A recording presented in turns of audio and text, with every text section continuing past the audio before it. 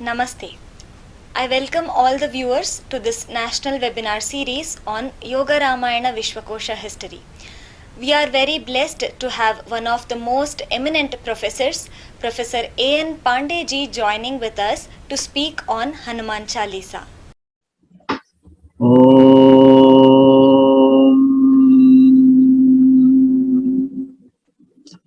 Asato ma satgamaya tamaso ma jyotirgamaya mrityorma amritam gamaya. Om Shanti Shanti Shanti Harihi Om. Pranam to Guruji, pranam to all the friends of S-VYASA, and my humble pranam to the viewers. Friends, last episode we have seen that how the verse of Sri Tulsidas ji related to Saguna Aguna, what he says that Sagunahi Agunahi nahi kuch veda, means there is no difference between Sagun and Aguna. Sagun refers to which we are having three-dimensional form, name, form, and guna, and Agun without having all the things, name, form, and guna. What we have seen last episode, that in terms of concept mentioned in Bhagavad Gita and also from the view of quantum mechanics, that Aguna and Saguna can be defined, can be termed as, Aguna can be termed as Sat in terms of Bhagavad Gita, and wave function in terms of quantum mechanics, and in terms of Veda, what we are going to today, that is Aguna can also be defined as Brahman. In Veda, it is mentioned Brahm and Maya. So Brahma is nothing but Aguna. Similarly, Saguna can be defined or can be termed as Asat in terms in context with Bhagavad Gita, and in context with classical theory, it can be termed as a particle as well as in wave, separate function of the object. Object can be either particle or wave, that is what classical mechanics tells. So that way we can define. And then now today what we are going to take, the same Saguna is nothing but Maya. So Brahm and Maya can also be equated. Brahm can be equated to Aguna and Maya can be equated to Saguna. So we'll see that how Brahm and Maya are the same. If both are same, then the verse mentioned by Tulsidas ji, that Sagunahi Agunahi nahi kachu veda, there is no difference between Sagun and Saguna and Aguna. That is true. So we'll examine that verse with the help of Brahm and Maya. That is today our analysis. What is Brahm? Brahm can be defined in many ways. Many books have been written on Brahm. But we know one thing, that once we have the prayer of reaching to the Brahman, then we say Bhavatitam Triguna-rahitam Sadgurum Tam Namami, means Brahman is Sadguru, and we say that he is Bhavatitam and Triguna-rahitam. Means what? What is Bhava? Bhava is the property of Brahman given to the Purusha. Let us take it this way, that Brahman, once he wanted to become many, he had projected himself as a as per his own Sarupa and own Svabhava. Means one hand he has projected his Sarupa, other hand he has projected his Svabhava. So Sarupa is nothing but the Purusha and Svabhava is the power of the Purusha. So that way he has projected. So once he has projected Purusha and Purusha's power, so that and then Prakriti is always there in the Akshardham or where nothing, where things are not getting any deterioration. All the time they are eternal as well as infinite. So three things are there in the Akshardham or Akshar Padarth in the universe. Other Padarth, other matter can get will have the changes or can get destroyed or will not have the existence. But three Padarths or three matters, not matter, we can say three Tattvas are not having any deterioration. They are Brahman himself, then Atman, soul, and third is Prakriti, nature herself. So these three are always eternal and infinite. But Brahman projects himself in soul, in the form of soul, having two of its identity like Sarupa and Svabhava. Sarupa we call it Prakriti, Purusha, and Svabhava we call it as a power of Brahman. And Prakriti is always there. So now the model what we are going to analyze, that Brahman after projection has a Sarupa and Svabhava, and Sarupa is Purusha and Svabhava is the power, and in addition to that we are having the Prakriti. So once we say Bhavatirtam means the Purusha property, or we can say that his Sarupa property is not there in Brahman. And property of Prakriti or nature, quality of Prakriti or nature is also not there. That's why we call the Brahman is Bhavatitam Trigunarahitam. Means he is free from the property of Purusha and he is also free from the quality of the Prakriti. Purusha in our model, Purusha is point number 2, Bindu number 2, Prakriti is Bindu number 4, and the power of the Brahman, that is Svabhava, is Bindu number 3. So today we will dwell upon Bindu number 1, 2, 3, and 4.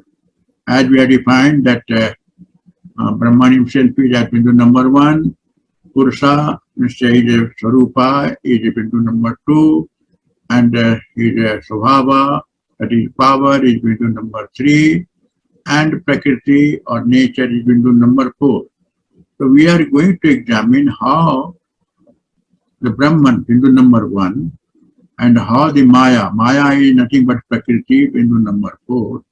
So how Bindu number 1 and 4 are equal. There is no difference between Brahman and Maya. Now, further analysis will examine that Purusha or as a mirror view of Brahman, which is also called Sarupa. So mirror view is what? Mirror view consists of what? What are the properties? And Prakriti consists of what are the gunas? So Purusha consists of three properties, three charges, that is the fundamental particles. That is plus having the charge, or Hava is having plus, minus, and neutral charges. So that indicates that Purusha consists of the property of proton is plus, having plus charge. Electron has got negative charge, minus charge, and neutron has got zero charge or neutral charge. So all three are the properties in the hands of Purusha. That is at Bindu number 2. Similarly, Bindu number 4, which is Prakriti, has got 3 qualities. Those qualities are Sato, Tamo, and Rajoguna. So, once we define Brahman, then Brahman is free from the property of Purusha, that is from Bindu number 2, whatever property there, that also is not, Brahman is not keeping that one, possessor of whatever Bindu 2 is having possessing, that also is negative. At the same time, Brahman negates the quality, that is 3 guna of the Prakriti.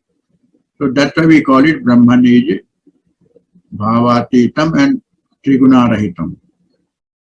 Now, the model also clarifies that Prakriti, but Prakriti is having all the Bhava is also there and Guna is also there. Prakriti herself is having 3 gunas, and Prakriti has got now means a sort of approach to the Bhava also, means Purusha, whatever property is having charges, that is proton, neutron, electron, there also Prakriti has got the hands. Prakriti can take all the things. Prakriti is free to take the Bhava property along with her creation. At the same time, Prakriti is so powerful that she takes care of the Swarupa of God, that is nothing but the power of God. And there, already we have seen in Narayana Upanishad, their power is all, we can say, prana. So Prakriti has got, Prakriti becomes more powerful. Prakriti is nothing but Maya here. So Maya becomes more powerful than Brahman while creation. And one thing is very interesting to know that above the point number 2 and 3, window number 2 and 3, or we can say Swarupa of Brahman and Swabhava of Brahman, that is the land, or that is domain for Brahman's activity or approaching to Brahman. That is, by that way we can approach to Brahman. Means, if we are reaching the upper side of Bindu number 2 and 3, then certainly we are having the approach to the Brahman. But Prakriti, which is Bindu number 4, drags the, when Bindu number 2, means all the property of Bindu number 2, as well as power of the God from Bindu number 3, and her own quality, that is 3 guna, all 3 together, Maya works. That's why we used to call the Maya is more powerful than Brahman. And to reach the Brahman, we have to face the Maya. We have to we have to get the help of Maya, then only we can go there. The same model we can see that activity of Maya, how we can approach. Suppose Jiva is at window number 5. If Jiva individual would like to go to, Jiva is nothing but the same family, or rather say lineage of window number 1, Brahman. So because Paramatma says that this Jivatma is from my family. In the Bhagavad Gita, he tells about that one.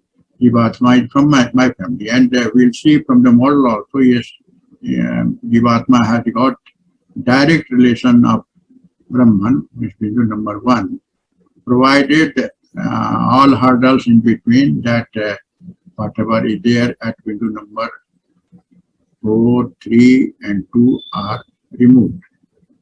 So this is the concept of what we got from, or we got defined with the help of this model, that what is Brahman and what is Maya. Now, once Brahman is free from all the properties of Purusha, and all the qualities of Prakriti, then it becomes Aguna. And when Prakriti takes all the property of Brahman as well as power and her own quality, then that is Maya. That's what we understood now with the help of model also.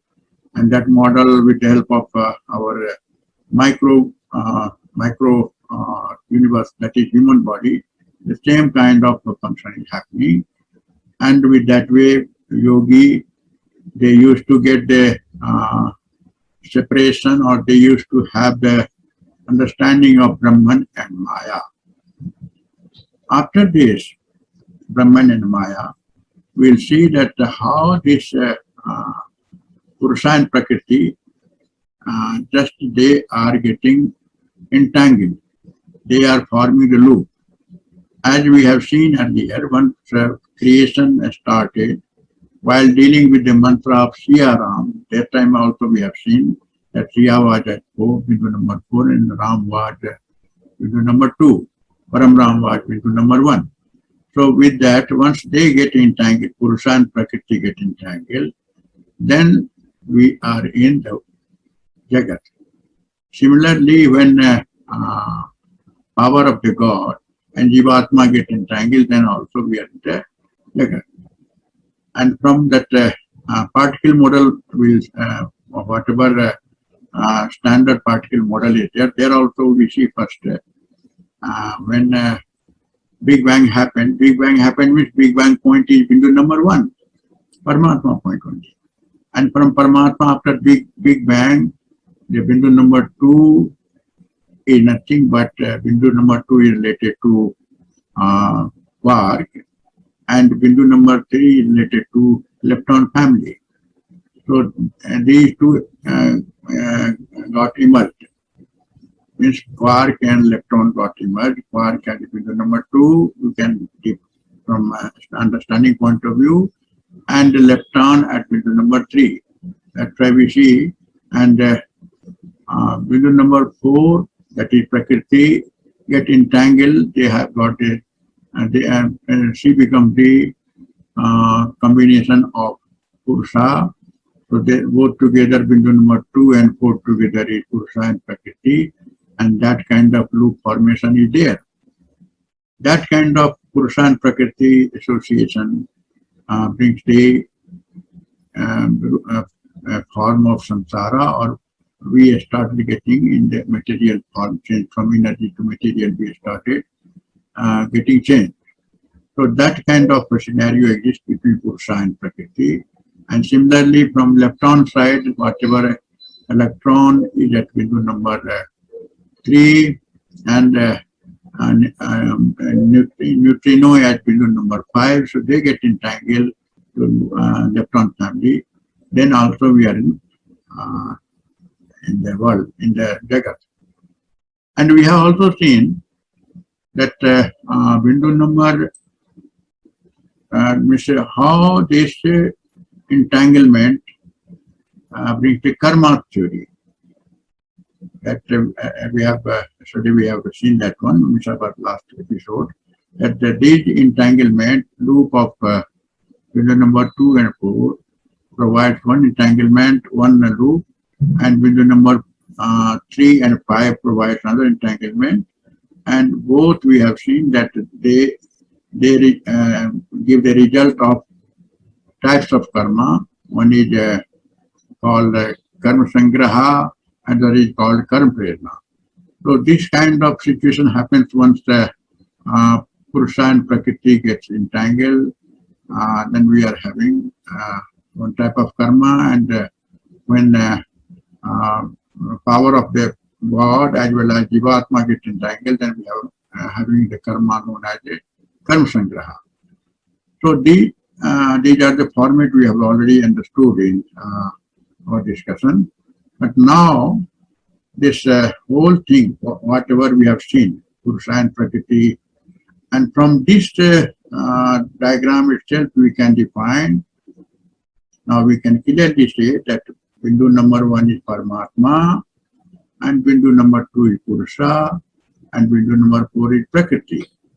So to these two Paramatma, Bindu number 1, and Jivatma is at Bindu number 5. So it has to cross, or it has to get sort of a clarity at Bindu number 4, 3 and 2. So that we will see that one. The same model is also indicating that from a Veda point of view, that Bindu number 2 is called Vasu.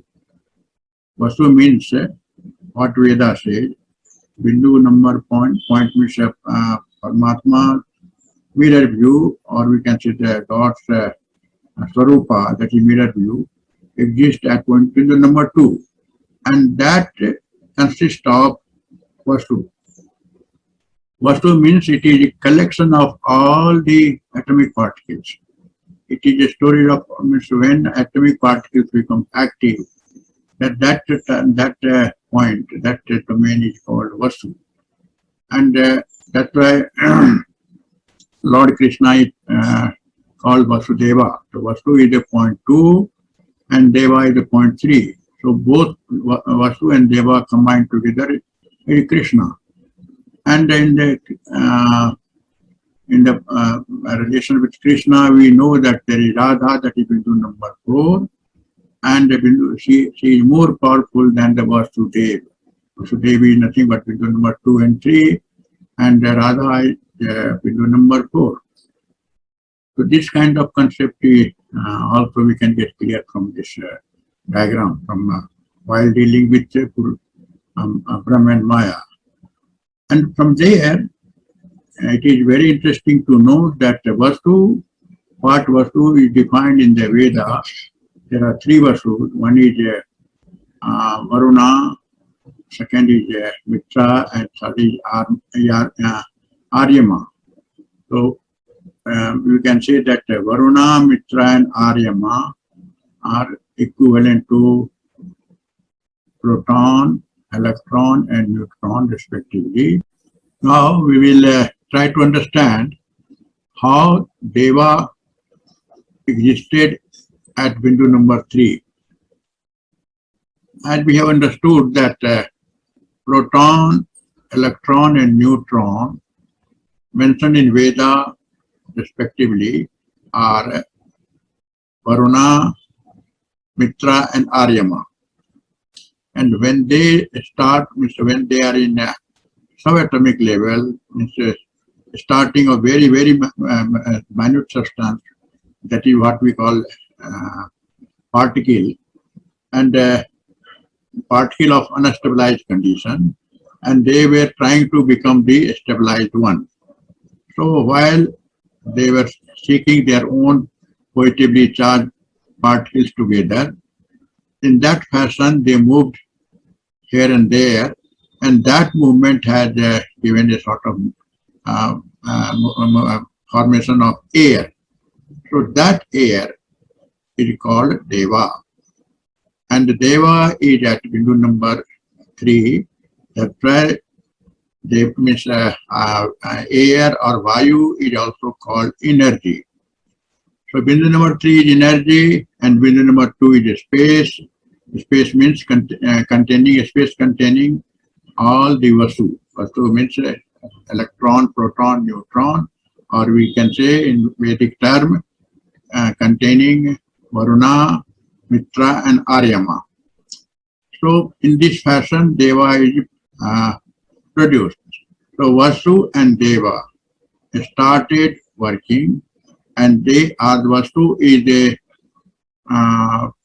Vastu, we can say that this resembles with the Swarupa of Brahman. Swarupa means mirror view. So Vastu is Swarupa of Brahman, Deva is Swabhava of Brahman, that is power of Brahman, and both together, Vastu and Dev is Vasudeva, and Krishna is called Vasudeva. Now, let us examine how this Brahm and Maya, because our topic is Brahm and Maya, how this endorses the concept of Tulsidas, what he has given in the form that Agunahi Sagunahi Nahi Kuch Veda. There is no difference between Saguna and Aguna. So we are going to examine that from this angle, from the angle of Brahm and Maya. So we have seen Brahm and Maya, and we have also seen that Brahm consists of Purusha and Urja. Urja means his Svabha, that energy that just now we mentioned about Deva. So Brahm is possessor of Vastu and Deva, or we can say possessor of Purusha and Urja. That is what Brahm is possessing. And we have also seen that Prakriti or Maya is possessor of Vastu as well as Deva, and at the same time our own property of three guna like Sato, Rajo and Tamo guna. So that way on the surface it looks Maya is more powerful, possessor of more ingredients than Brahman. Then how can we say that both are same? There is no difference, both are equal. One factor is there, and we also know that Maya is our cosmic computer which decides the creations, which kind of a species the individual will be, where will be its placement, and what kind of suffering or pleasure one individual have in the incoming life. So all ingredients are fed in the cosmic computer by our karma theory. But possessor of cosmic computer is also Maya. So Maya is very powerful. Being powerful, more powerful because Maya is the managing director of creation. So naturally she has to be very powerful than the chairman or controller. So that way Maya is very powerful. But we have to look into the factors by which both are equal. Means Maya is equal to Brahm. By our scripture says, by investigating all the factors, what our scripture tells that what is ultimate nature or what is Brahman actually. Brahman is unconditional love. What is unconditional love? Non-new factor we have got. Unconditional love is consists of compassion, pity, mercy, kindness, forgiveness. These are the sub divisions of unconditional love. Means unless all the factors are fully developed, one will not have the unconditional love. But Brahman is having unconditional love, means he is possessor of all these factors. He is very kind, he is very, he has got the, he gives the forgiveness. He tells even Bhagavad Gita that whatever you have done, Sarv Dharmani Paritajya Mamekam Sarnam Braj. Means you leave all, even if you have done blunder, you leave all and come to me and he will pardon. Means what? He is very kind, very forgiveness. He has got forgiveness, sense of forgiveness. And at the same time, he shows the pity, mercy, and kindness. So by that way, Brahman is having unconditional love. And if we look into the aspect, these aspects, whether Maya is having or not, yes, Maya is also possessor of unconditional love because she becomes very, very unconditional to the sadhaka for helping sadhaka from lower level or from conditioned level to go to unconditioned level. So that way, Brahma is a possessor of unconditional love, and Maya is also possessor of unconditional love. On this factor only we can say that Brahma and Maya are the same because they are both are possessor of unconditional love. And by that way, we have seen that Brahm and Maya both are having no difference. So we can very well say that no Veda in Brahm and Maya, both are same.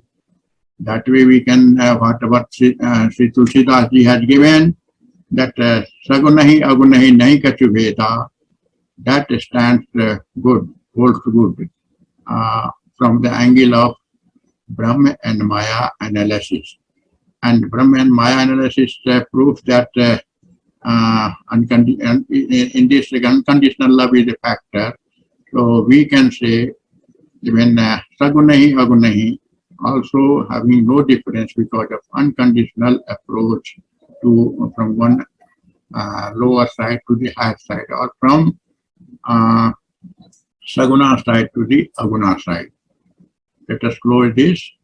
Om Shanti Shanti Shanti. Thank you, sir, for your beautiful depiction on Hanuman Chalisa. Let's meet tomorrow again. Namaste.